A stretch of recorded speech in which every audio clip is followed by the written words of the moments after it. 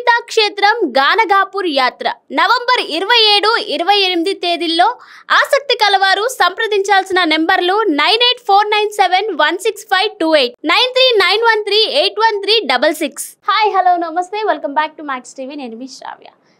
AP CM Chandrababu గారి సోదరుడు సినీ నటుడు నారా రోహిత్ తండ్రి రామ్మూర్తి నాయుడు గారు మృతి చెందారు. గుండె సంబంధిత సమస్యలతో హైదరాబాద్లోని ఏఐజీ హాస్పిటల్లో చేరిన ఆయన చికిత్స పొందుతూ శనివారం మధ్యాహ్నం తుదిశ్వాస విడిచారు. 1994లో తేదేపా నుంచి చంద్రగిరి ఎమ్మెల్యేగా ఎన్నికయ్యారు.